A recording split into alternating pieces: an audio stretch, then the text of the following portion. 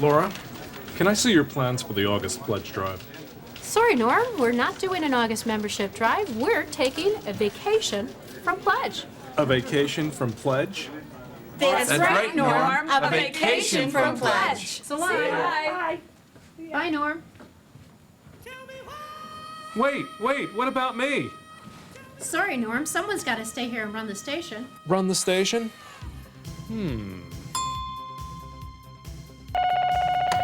WXXI, can you hold? WXXI, can you... Big Bird? Oh, no. Big Bird doesn't live here. WXXI, can you hold?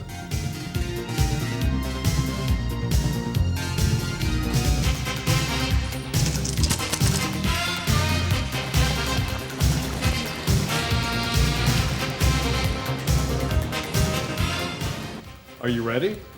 Ready when you are. Tape is rolling. Stand by. Ready in 3, 2, 1.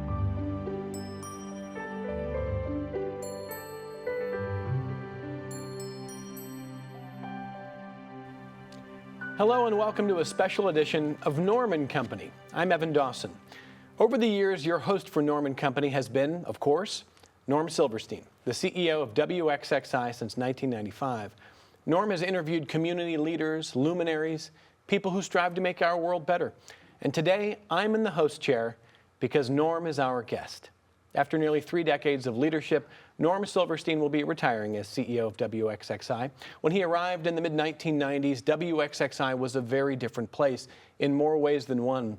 His leadership has transformed not only the physical structure we're sitting in today, but the size of the WXXI team, the strength of the membership, and the mission that WXXI serves. You'll hear some behind-the-scenes stories, and you'll hear how Norm views the changes that he has helped make. I'm honored to say hello to Norm Silverstein. Is this strange for you, being on the other side? It's a little bit, but I had started out my career in broadcasting in the Washington area, so being on the air is I'm more comfortable with it than perhaps people would recognize. Well, and by the way, to give credit where credit's due, the title for this Norm & Company came from my wife, Jane, who thought that was what this show would be about. Well done, Jane. Well, you know, Paul McCartney once told a story about what happens to musicians who've been famous for decades. He says they'll be in a grocery store, and the saw you story will happen. Someone will come up and they'll say, Paul McCartney, saw you in Boston, saw you in London, saw you in LA in 1984. You have a little bit of that's happened to you over the years. The CEO is in the grocery store, and it's not the saw you, it's the tap on the shoulder story. What happens? Well, I go shopping like everybody else, and I feel something on my shoulder, and I turn around, and there's someone who I don't know saying, thank you. And I always say, you're welcome, but what did I do? And they always say, I just love what you've done with WXXI, or what you've done with the Little Theater. We couldn't live without it. I mean, I love those kinds of stories, and I'm not surprised that you've gotten them over the years. You're going to continue to get those thank yous. You came to WXXI with the primary goal of seeing the company through its transition from analog to digital. That transition was a remarkable success, and leaders at PBS and other public media stations across the country have looked to you for guidance in their own transitions to digital media, which is now, of course, part of daily life. You saw that early on. You've come a long way since those early analog days. When you arrived here, there were what? 5, 6 computers in the building, and one of them was used as a doorstop? Is that true? Well, that is true. There were 5. I saw 5 computers when I took a tour of the station, and one was holding a door open, and it was like a very early laptop, little screen. So I knew we had a little bit of work to do. Well, and I've also read in some of the speeches you've given that you came in the 1990s. Now, by then, Kodak had peaked in the 80s of employment, but here you are coming right across the street from Kodak, and maybe you assume they'll also be a leader in a digital transition. It didn't really happen with Kodak, and you're looking around and you think, I guess WXXI is going to have to be a leader. Is that right? Well, that's true to some extent. You know, we always want to be a leader. I did think that given the history of Rochester with Xerox and Bausch & Lomb and Kodak, there would have been a little more emphasis on going digital, but you know, we did it with or without help from the outside. Did you know early on the necessity of getting that right? Because there's so much change in media. How important was it to you in those early years to get that transition right? Oh, that was really critical. And just before I came to Rochester, I was leading a joint media project at College Park, Maryland, for Maryland Public TV and College Park. And when I was asked by the president's office there where I wanted to have my office, I said, well, any place on the campus? And they said, yes, you're working for the president's office. I said, put me in the in the computer science center. and I would probably be the last person you would expect there, but I just felt I had to get, I had to be immersed in it and get ready for what I knew was a big change that was coming. I mean, so many people have told me in preparing for this how much work you did to make sure throughout the 90s into the next century, this building, this company was ready. And you were very forward thinking. I think that's true. Within 5 years of your arrival, a lot had already changed. A big part of that was documentary filmmaking. Now, WXXI was becoming a local PBS station creating national content. And in some ways, it started with a partnership with the University of Rochester, focusing on an archaeological dig in Israel. Can you tell that story? There was a dig in Israel, and the interesting thing to us was there were people from the University of Rochester, including the wife, I believe, of the president, who were on that dig. And we had an opportunity to follow what was going on with the students, with people from the university, and to bring that back and put that right on TV, which we, in the past, would never have had that opportunity. How important was it to you, and I guess I want to know, was it intentional that what WXXI was doing, of course it's going to be shown here in our region, but we were becoming a national leader of sorts. Content was coming from here, but it was going across the country. Was that an intention of yours? Oh, yeah, definitely. I thought that it was good for our viewers, it was good for WXXI, but most of all, it was good for Rochester that we were able to do something like that and to really share with the rest of the country some of the best things going on here. And, we still do that today. Well, no question. And I'm looking at a list of, some of the documentary work in the ensuing 25 years. We've produced some pretty impressive documentaries. It's a long list. I can't even possibly get them all. It includes Frank Lloyd Wright's Boynton House, The Next 100 Years, coursework on Albert Paley's story, Wendell Castle, Restoring a Masterpiece, the story of the Eastman Theater. It's a long list. I mean, I can't ask you to choose. It's like choosing your favorite children, Norm, but you must be proud. I love the opportunity to do the work on the Boynton House. And, again, that was because people trusted us in the community. We got a phone call from someone at the University of Rochester saying that they knew the people who were restoring the house, and they were interested in seeing a documentary made, and would we do it? And I remember going with Elisa Orlando, who was our vice president for television, and we drove over to see the house, what we would all say the Frank Lloyd Wright house. Mm-hmm. And it was covered in scaffolding and in all sorts of cover. And, we looked at each other, and I won't say what we said, but we were shocked. And we immediately said, we have got to do this story. And we worked with Fran Cosentino and Jane Parker, who owned the house. And today it's a Rochester landmark, and it only gets better. Here are some of those documentaries.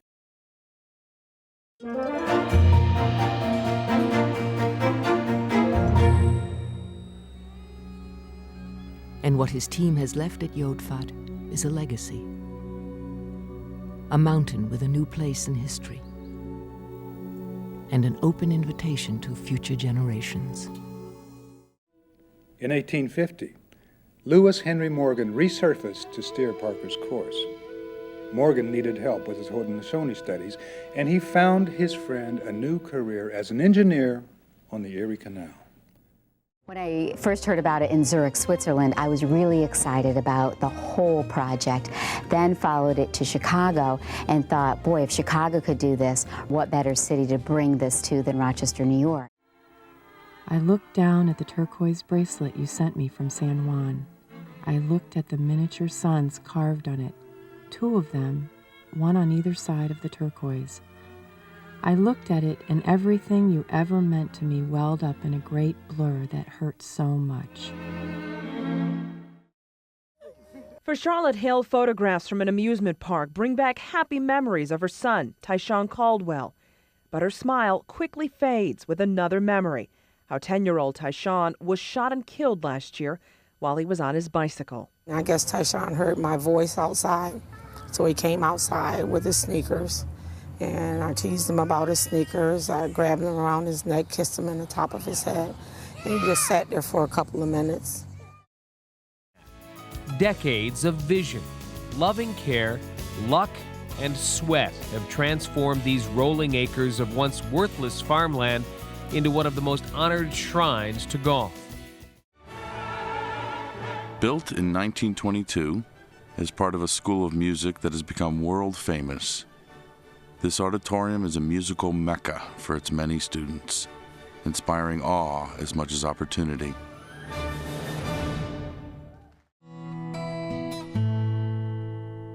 After the first picture, it became apparent the students had such a good time. I mean, they were talking about it for weeks. They were so excited. They said, what can we do next year? This is the first time we've really done a project that will be here hopefully for another 100 years and be a community interest. It's taking something from the past and preserving it so that future generations can enjoy it as much as you do.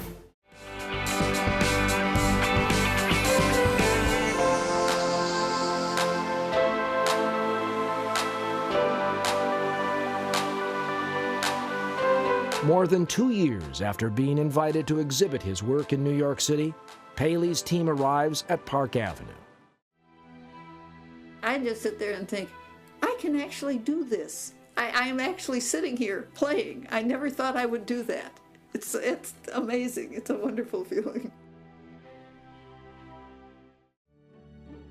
Similar to other local firms in the garment industry, the Rochester Button Company had a reputation for quality and supplied buttons for many of the major fashion houses. It's probably safe to assume that during the 20th century, when you left your home, dressed to look your best, you probably wore a Button Company product. My parents had been to college. It was just sort of assumed I was going to go to college. My second year, the first semester, I got a chance to take an elective, and I took art. I hadn't planned on being an artist. I hadn't done any kind of artwork since I was a child.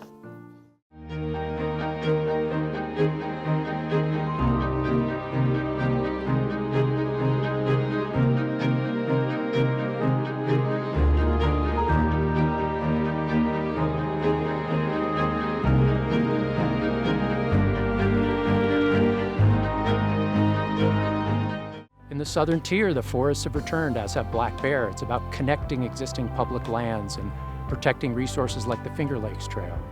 And then in between, we have limited available lakeshore left that's not developed. It's securing those last gems both to preserve vital habitat and then also give the public a chance to get out on these lakes. I did celebrate Kwanzaa with my children as they were growing up. We would attend all the events, we would hold our ceremonies at home, exchange our zawadis. It was actually a full connected part of my life. I'd like him to be able to just have a typical life. My dreams, I want him to have, like an easygoing life. To have friends, family. I want him to be loved. I want Kate to have a really good life. I might be up there singing with the angels, but they can refer to me, how would Garth handle this? And they know the deep place of passion and love that all of the work comes from. I think it's still important to offer a high-quality education at a conservatory like Eastman. It's very important, I think, that students come out with their skills massively improved. Otherwise, they can't be competitive.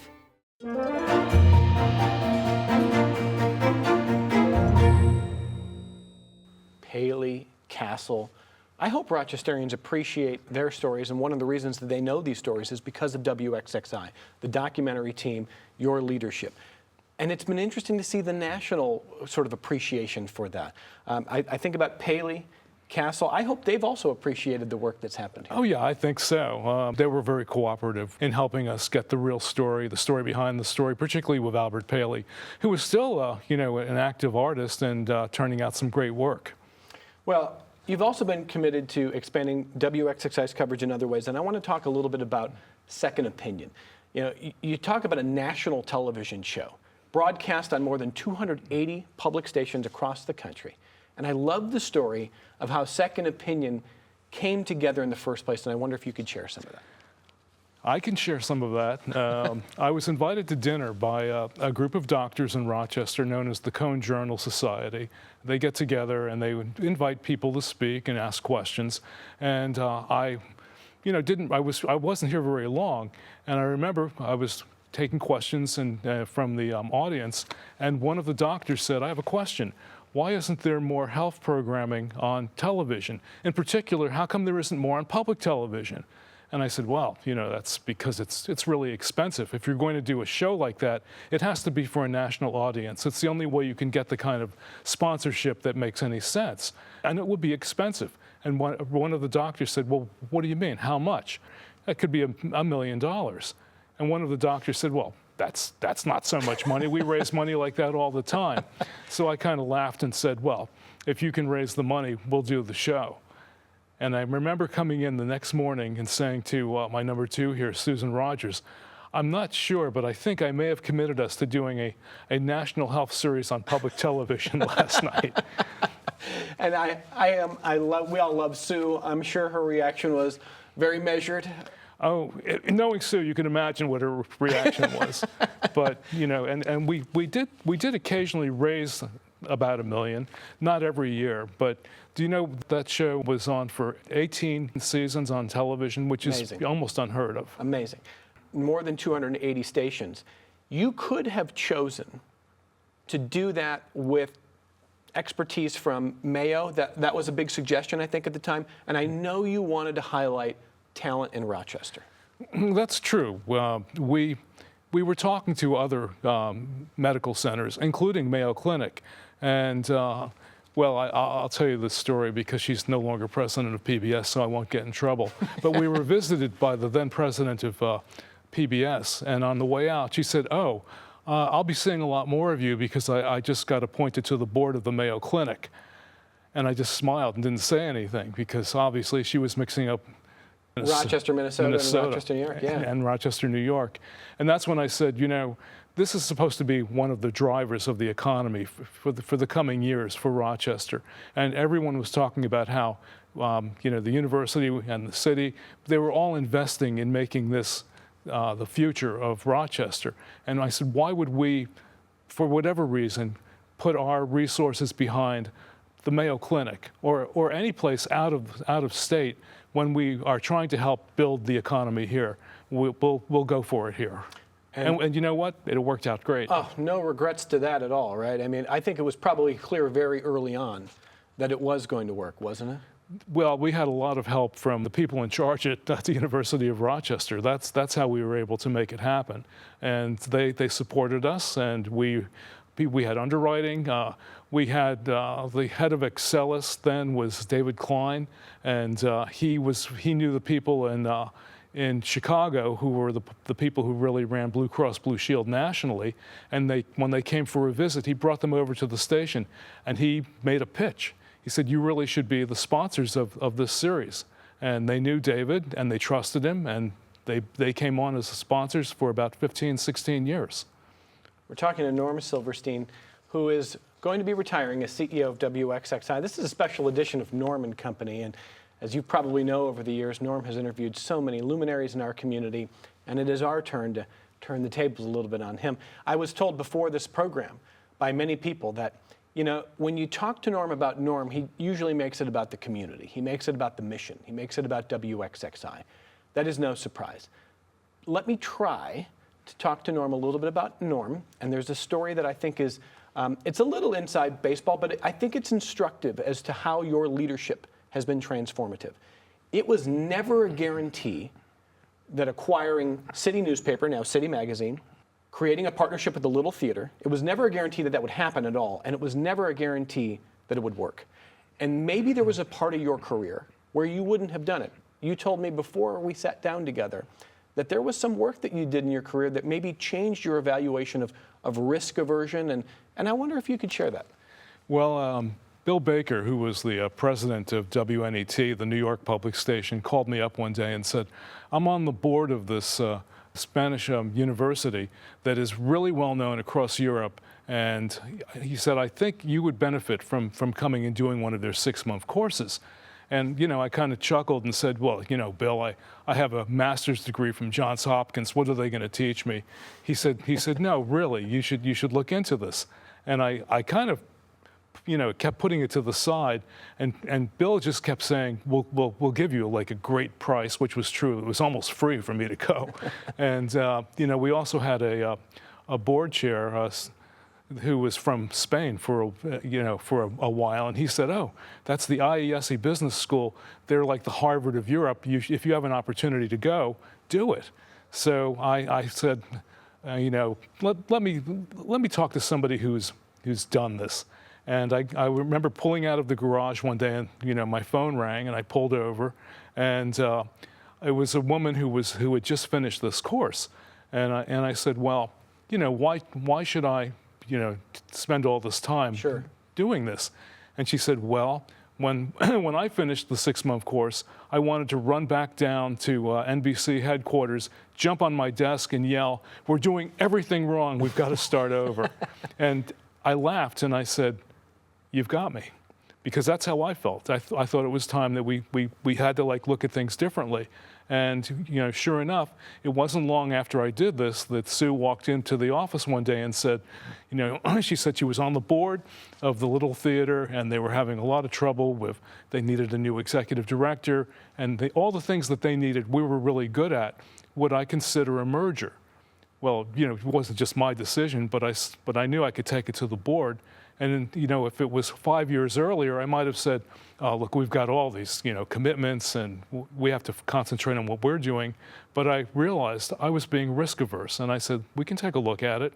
And with the help of the board, and it took about a year to get this done, we were able to find a way to take over the Little Theater and to make it part of the WXXI family. And then I found out something really important. People in Rochester love the Little Theater. They love the Little. It's iconic. Yeah. And if I had realized that sooner, I might have said we could have merged and even gotten them going a lot quicker. As soon as I started getting, as you said, the taps on the shoulder, people saying thank you, I realized we had done the right thing. And now it just keeps growing. Yeah, I love that story. And when it comes to risk aversion, can I just ask for your view now at this point in your career? Because part of what you and I have talked about is the fact that this is not a money-making operation, this is a mission-driven operation. And every person who's a CEO is going to have a slightly different mission. But for you, what is the most important thing you've learned about risk and where to take it? Well, in this case, it was things that were important and good for the community. That's where you take your risks. And I hope that continues, you know, for a long time, because that's what public media was created for. I mentioned City Magazine as well, the city newspaper. Again, that was no obvious choice. There was a hard consideration. Print is really hurting.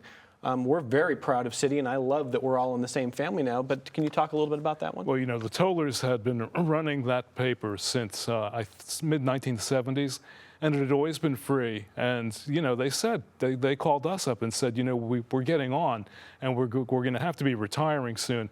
And we would really want to turn this over to someone who will keep it going and build on it.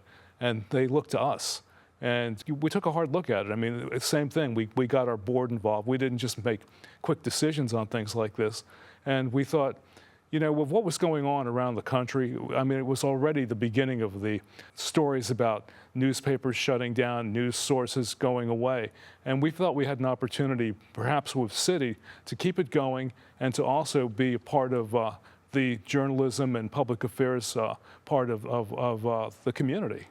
And I think that so far, so good. No question. I want to go back a little bit before your time at WXXI. I know you are proud, deservedly so, of your journalism career. In your office, there is a newspaper photo of a scrum of reporters with a young journalist right in the middle of the scrum wearing a big mustache. Before we even get to the journalism, what happened to the mustache? It got shaven off, and it probably should never have been there to begin with. You don't have to apologize. I think they're coming back, Norm. I don't know about you and me, but I think mustaches are coming back. You were a young reporter, and that story is so central to what you learned about journalism and frankly, to your own career. Can you tell the story of what was happening there? Well, I was a reporter for WTOP Washington, which was the all-news station that CBS had in the Washington area. And you all remember the hostage crisis with the takeover of the American embassy and what was going on. And I was assigned pretty much for the year. I was assigned to cover what was going on with what was happening locally from the hostage crisis. And as we got closer and closer to where it looked like the hostages might be freed, I was told by our assistant news director, he said, but you better be ready to leave quickly, because if the hostages are freed, we're sending you over to Germany where we know they're going to be coming to. And sure enough, one morning, I get a phone call, and it was our news director saying, meet me down at the State Department press room. We think the hostages are going to be freed. We might be sending you over to Germany tonight. Little did I know, by 6 o'clock, I was on an airplane going over to Germany. And I turned out to be really one of the only local station reporters in the country who was sent to cover the story. Everyone else had sent like their top people from the networks. And so I was able to do a lot of work. It was 2 weeks, by the way, before they were actually. Did you speak any German? No, but John Sheehan from CBS was there.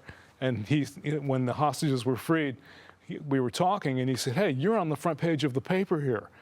And I said, you're kidding. He said, no, I speak German. He said, I've got the paper, and he handed it to me.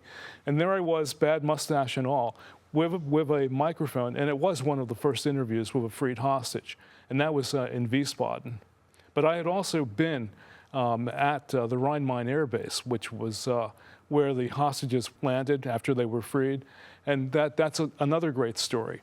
I mean, this was before everybody had satellites, and there were no cell phones. It was almost impossible to get a line back to the U.S. And I was looking around, and I noticed that on a table there was a telephone, and it was the CBS table. And I went over to John Sheehan, and I said, do you mind if I make a phone call? And he said, yeah, you're with a CBS affiliate. He said, go ahead, and you use the phone. So I called our newsroom directly from the runway at the Rhein-Main Air Base. And they were, of course, shocked because we hadn't set this up. And I went 45 straight minutes talking while the plane was coming in. And you know what that's like, ad-libbing for 45 minutes. And it was great. And they kept you on air. They kept me on the air. And we were probably the only local station doing that. And I was really very proud of it. I spent about 2 weeks over in Germany, and to be there when the hostages were freed, that was really something. What a series of stories. And as you know now, watching newsrooms across the country shrink, newspapers are shuttering or cutting staff. I want to just kind of get your take on the state of journalism now. I mean, I remember when I was in college, and I'm a little younger than you, that there was concern even then that newspapers would shrink, or that who knows what the online revolution would do. I don't think I suspected we'd get to a point where we'd see this much shrinking and this much challenge for journalism to keep working. How do you see it? I never would have expected this. This is far beyond anything I would have thought in the way things have changed, and not for the better in terms of where people are putting their money nationally. People are buying the Gannett chain, things like that. Right. Who would have ever expected that like chains as big as that would be teetering? So yeah, it was a surprise. We're starting to see some people investing again in news, but it's very slow. It's tough. We're seeing more people getting out. I mean, I have a friend who, I won't say who it is, but he was a publisher of a major paper, and he took an early out package. And I said, why did you do that? You could be working for years. He said, I just didn't want to spend the rest of my career laying people off. So yeah, there's a lot of room for people to come in and come back with good news and public affairs. And you know, that's part of what we're doing here. Yeah. I mean, that's what we're trying to raise money for. That way, if you said, do you have something that now that you're leaving behind that you wish you could finish, it would be doing more to build up news.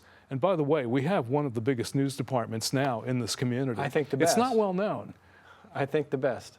You know, people didn't expect it because we weren't always there. We didn't always have the ability to do this. But we've been raising funds, and we've been doing a lot of work. And you know, you can hear it when you tune into our news radio.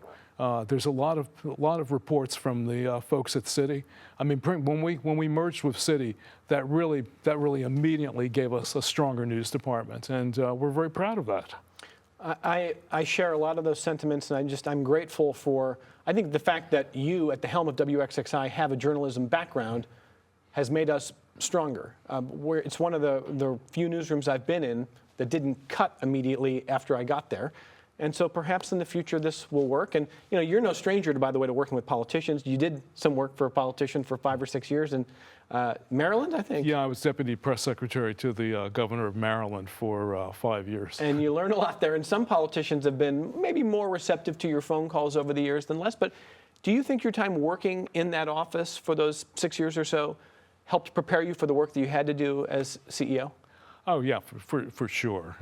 It was, you know, we have to do a lot of, I shouldn't say lobbying. Let's say advocacy, to keep federal funding for public broadcasting. And you know, we had really run into some really tough times on the Hill, because you know, people think that if you're not with them, you're with the other side. And you know what I mean by that, because you host a show every day. And so, yeah, it took a little while to get to really understand who I needed to talk to on the Hill. But I became very comfortable with it. And I know a lot of people aren't comfortable going up and asking for funding. But I feel what we do is so important. It's so important to education. It's so important to our communities that the funding that we get is well spent. And I never turned down a chance to go to Washington and to make that case. Well, I mean, certainly if Fred Rogers can make the case, as he so memorably did in 1969, I think we all should be willing to make the case if we believe in it, and we do. You also have developed these relationships, and really, to your credit, not with ideological or partisan intent. Everything feels a little charged these days, but as I've watched your career, you have developed relationships with Republicans, Democrats, people who work at state levels of government, national levels of government, people like the late Louise Slaughter, who I know you remember well. Louise Slaughter was one of the first people to call me up when my appointment as CEO here was announced, and I went up to the Hill, and she spent about 3 hours with me, taking me through what I would expect to find in Rochester, and why it was so important that we work to help education be lifted in this community. That says a lot about her. I also think that the evidence of your success can be measured in the strength of WXXI's membership, and I suspect a lot of people watching right now are in that category. I started here just over 10 years ago, and when Connections would start in 2014, we would hear Connections is supported by our members and by a gift from the estate of Teresa Marie Feller. And it occurred to me, people put WXXI in their will. I found that incredible and wonderful and beautiful. Was that happening when you arrived? It was starting up when I arrived, and there was some work already being done. Nancy Brush was head of development many years ago, and she started that effort here. But when I got in, I thought this was something that I knew that universities did this. They asked people for, you know, they would say bequest gifts or major gifts, and we weren't doing it in our industry, not very much. And I thought that might be an opportunity for us, and it's actually become something that's been a very big part of our funding stream. At least $1 million a year, every year, I think, for more than the past 10 years. And that's not bad. No, and a lot of the members are now sustaining members. That has changed over the years. That's a big emphasis of what WXXI does. We are proud of that. Sometimes when I see the numbers, I think, I can't believe this many people in the community are members. And then there are times I think we should have more. How do you feel about the state of membership? You can never have too many. And I hope people watching, if you appreciate everything we've done, I hope that if you're not a member, it's a great opportunity for you to become a member now and to help us keep plugging away here and serving this community to the best of our ability with your help. I'll tell you a funny story about legacy societies. I was at a PBS meeting, and I was standing next to the head of this San Diego station. And San Diego's a pretty big city, at least compared to Rochester. And I won't say the person's name because he's still around, but my friend at the other station said, we have a great legacy society. And I said, oh, that's good. Yeah, we have a pretty good one too. And he said, yeah, we have a lot of members. And I said, yeah, really? And he looked at me and he said, yeah, we have 50 members, people who have said they've remembered us in their estates. In their will, yeah. And he looked at me and he said, how many do you have? I said, 250. And he punched me. Playfully, I hope. He didn't believe me that in a city the size of Rochester, that many people have committed that part of their estate to help this continue. And that's people who love what we do in news, love what we do with classical music, everything else. And I was always very proud of that story. Well, when Norm gets the taps on the shoulder and someone is saying thank you, it's always a little bit of a different story because WXXI serves so many different parts of this community and such a broad mission. And those who put us in the will, it's not all the same. It means so much that under your leadership, people are willing to do that. There are also donors who've given up to $2 million. And then there are donors like the man who came in with the story of the ring, who give $2,000, but those stories move your heart. And I know you've told this story many times, but this needs to be told. It's the story of the ring. Can you do that? Yes, and we do call it the ring story. The ring story. Well, one day, Kathy Reed, our head of development, knocked on my door and she said, there's someone in the lobby who has a check for WXXI. I don't know him, but I'm going to go down and get it. Do you want to meet him? And I said, sure. I always want to meet our supporters. And we, I walk down the steps and I look in the lobby and there's an elderly gentleman and he's wearing a Rochester Red Wings sweatshirt and a cap and anybody walking down the street. And I walked up and introduced myself and he hands me a check for $2,000. And I was a little bit stunned. People don't usually walk in off the street with checks like that. Right. And I said, well, what is it about XXI that prompted you to do this? And his eyes kind of welled up. And he said, well, 3 years ago, I got my wife a ring. And she said to me, if something ever happens to me, I want you to sell the ring and give the proceeds to WXXI. Well, I was so taken aback by it. I didn't know what to say. I kind of just said, you don't have to do that. And he looked at me and he said, oh, yes, I do. My daughter called and said, what's happening with Mom's ring? And when I told her, she said, well, then you've got to do that because that's what Mom wanted. And he said, I went to 3 jewelry stores until I was at one in I think he said it was in Brockport. And he said, when the owner found out what he was doing was selling the ring for WXXI, he said, I'll give you the best price. And that's how the $2,000 came. And we were just stunned. I just was so proud to be with an organization that inspired people to do things like that. So it wasn't much later, I was at a PBS meeting, I believe in Washington.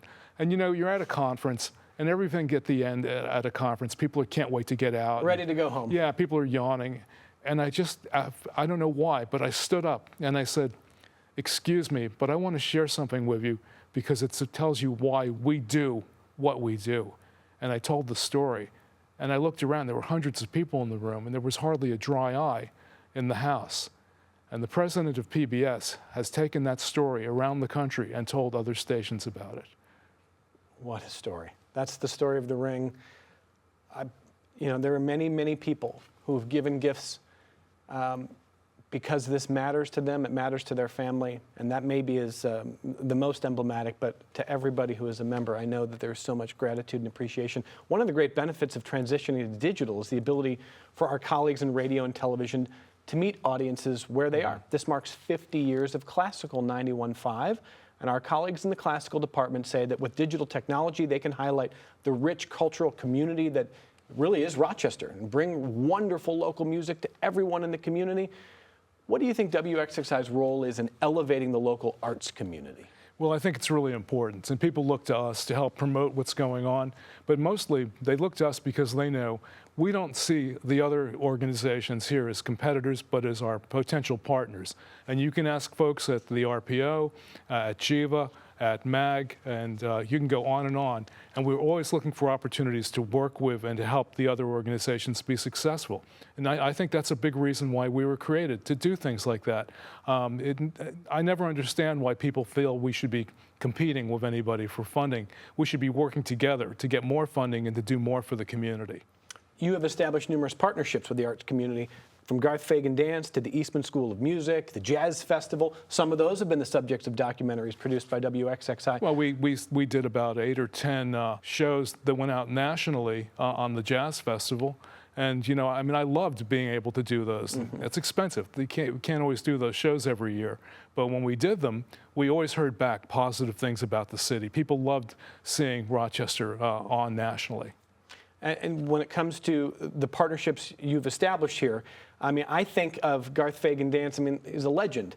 I like to think that the partnership has helped both parties there, WXXI, Garth Fagan Dance, I mean, the Jazz Festival. I think everyone benefits in that realm. I'm not talking about journalism, it's a different mission, but that's the beauty of WXXI. And I think that your leadership has made the arts community stronger. Well, thanks, because that's what I was hoping it would do. I really believe in the arts community and what we can do for it. And you know, there were I know that when I was first appointed 30 years ago, I got a call from a woman who was, they used to have these positions called editors at the DNC, and she said, "Are you going to be like the other folks in town competing for all the dollars here?" And I said, "No." I said, "We're going to be looking for partnerships here." And that's what I said it from the first time I was interviewed, and I hope I kept to that. You know, I'll tell you something else that was interesting. I took some criticism for not taking the classical music off of our most powerful station, 91.5, and putting the news on it, because that's what was going on around the country in almost every community. People who had an AM station with news and an FM station with music, they were taking the more powerful stations and they were putting the news on there. But I kept, and I did take criticism for it. People were asking, "Don't you know how to run a station?" And I said, "Well, I know how to run a station that benefits our community." And I always defended our decision to keep classical on our most powerful signal.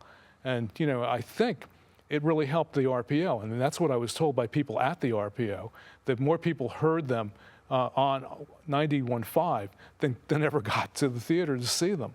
So we really were helping to boost them too. Well, and if I could say, in Norm's defense, he needs no defense from me, that no one really can quite predict. We've all stopped predicting the future of radio or how things evolve and change. There's been a tremendous amount of change. But you can't say that WXXI is not just about everywhere that people are. FM stations, AM stations, multiple, classical, news, of course, NPR, this relationship with NPR, PBS, all of these different platforms, many more platforms, frankly, than when you arrived. Oh, yeah. It's, as you were saying that, I was thinking, well, I guess we went from, when I got here, we had a television station, and we had a classical music station, and we had the AM news station. And now we have 4 digital TV channels, and we have 7 public radio stations, including some on the outskirts of this community, not all in Rochester. Let's see, we have the City News, and we have the Little Theater. I'm not going to quiz you. Don't quiz me. It's a long list. Yeah, it is a long list. It is a long list. And I hope that list just gets bigger. Yeah, absolutely. One of the things that worries me, and I know you've talked about this, I think in an RBJ interview, is that we can talk about cord cutters, people who are getting rid of cable, but there are also, as you have pointed out, a growing group of young adults who've never had a television. And reaching them is a challenge as well. We all have to try to find different ways to get on different platforms, right? Yes, that's absolutely right. And everybody in the media business is trying to figure out the answer to some of these puzzles and questions. I think that your successor has a lot of work to do there, but you've set us up so well here. And you talk a lot about mission. So let's talk about this. Another focus that Norm has had has been on lifelong learning, starting at an early age. You've been a leader in garnering local and national support for funding for, as you said, educational broadcasting, training opportunities, family events, and so much more. What do you see as WXXI's role in helping promote education from pre-K through adulthood? Well, look at our history. We did a show called Assignment the World. It was the longest running educational show on television, not on public television, on television. And we had Homework Hotline for many years that gave kids an opportunity to call in and to participate in the shows. So we've had, we've set the stage for a lot of this, but things do change over time, and we've got to find different ways to reach people. That's the critical, I think, challenge for my successor. And I know that the education department here, they're thinking about that every day. They do a great job, don't they? We never talk enough about what we do in education. The pandemic really brought it out. Yes, of course people had computers and they could get on their computer and do some work. But what I found during the pandemic was there were a lot of households, they had a computer, but the person who used the computer had to be the breadwinner, who couldn't go into the office. And so what was left for the kids? Well, we still had our channels, our regular over-the-air channels, and people called up and thanked me because that made a difference. There was still a place for their kids to go, particularly the younger kids, and they didn't have to go, they couldn't have done it without us because there was no other way to reach us. People, again, they didn't have 2 or 3 computers in their house. Things are a little different today. Everybody has a computer. But that's really not even true. There's still a lot of people who can't afford 2 or 3. You're exactly right. There's a lot of access issues even still. And I want to think about, for a moment, about a decision you made that also put kids first. In 2016, you shared a story with the Rochester Business Journal about a time you had to make an unusual choice when it came to children's programming. It was on September 11, 2001. You decided that WXXI should run kids programming rather than just drop everything, go to coverage of the attacks. You mentioned NPR is on it, other stations are on it, but you said that for youth and their parents, there had to be a safe haven as well that day. You said we got letters from people thanking us for that hard call. Sometimes, this is what you told RBJ, sometimes you make what seems to be a counterintuitive choice, but on that day we felt that is what families needed the most. What brought you to that decision, and how do you think it reflects the work that we do? I just knew that people turning on their sets, almost every channel had coverage of what was going on in New York City. And it was not something you wanted maybe a 7 or 8 or 10-year-old to be watching. And that we had an opportunity to bring kids back. And what I was hearing from parents was thank you, because I didn't know what to do. I couldn't watch this. I couldn't put my son or daughter in front of the set. But because you had that programming on, we could go where we wanted to go to watch what was happening in the city, but there was a place for our kids. Now, you always have to put kids first. I think our education department makes sure that people who can't even afford to be members of WXXI have programming, have resources. You talked about it during the pandemic. How important is it that WXXI across our platforms and missions are for everybody? No paywalls, no barriers to entry, that we are for everybody. We want to be there for everybody. You go back to why was public media even created? It was to be there for people when they needed something from the media, but the commercial media wasn't going to be filling in the gaps, wasn't going to be doing it. And we were always proud to be able to do something that really made a difference in education. And you look at things like Head Start. When there have been surveys, the work that we do has actually been better for kids than some of the Head Start work. So we know that we're doing something we know is making a difference, and we want to keep doing it. It's powerful. Here's another way you've made a difference. Let's talk about Move to Include, which has grown into a national initiative. It all started with Dialogue on Disability, and I know there's a great story on how it came together. I picked up the phone one day, and it was my good friend Dan Myers, and he wanted to talk to me about something that he did every year called Dialogue on Disability. And he said, I get a grant from a foundation, and I do something at an auditorium, and we talk about intellectual disabilities. And he said, I realized that, you know what, every year I'm reaching the same people with the same message. And maybe, Norm, if we give you the grant we get from the foundation and let you figure out how to use media, we'll reach more people. And, it wasn't a lot of money for TV and radio. Sure. But something about it just kind of, it just made me think we should do this. So they started with about 400 people in an auditorium, and when they turned over the grant to us, in the first year alone, we reached 30,000 people. So we thought maybe this is something that we should be devoting a little more time to. Let's take a look at some of that work.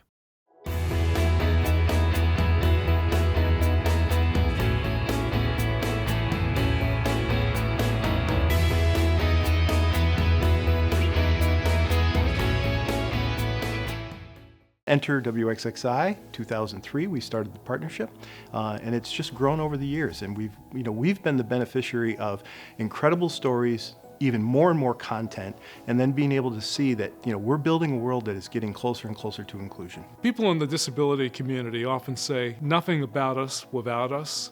And we understand what that means at WXXI, and we try to bring in people with disabilities to be part of the story and not always to be talked about. We think that makes a real difference. It's become part of the DNA of the staff. Our folks go out and look for opportunities to share programming. It's interesting, you talk about the growth of Dialogue on Disability and how that was kind of the seed that became Move to Include. And as you know, they're both still going on at the same time. Dialogue on Disability happens every year. It is a big part of our community. The Al Siegel Community of Agencies is central to that. They've been such wonderful partners too, haven't they? They've been terrific partners, and we couldn't have done this without them. And we're happy to be able to work with them every year. And we also got funding from the Golisano Foundation, which is the largest foundation in the country dealing with those issues, and also from the Corporation for Public Broadcasting. And we are working now to try to make this a national initiative. In 2019, Move to Include caught national attention at the Corporation for Public Broadcasting. WXXI was challenged to develop a pilot program to expand Move to Include onto a national stage. This gave us a chance to dive in very deeply through all of our content platforms into exploring the pain points and the realities for persons who live with disabilities, as well as those who care for and love and serve them. We began to lead the project with 5 PBS affiliates across the country. Having WXXI as an experienced Move to Include station as the mothership was wonderful. If we needed advice, guidance, assets. Expanding on the work we began with the Golisano Foundation in 2014, Move to Include continues to be a powerful force, inspiring and informing public media audiences about the importance of inclusion and understanding. We know we're reaching over 1 million people. That's pretty incredible. And we intend to keep doing it and bring this out to other stations until it's something that's just part of what we all do in public media.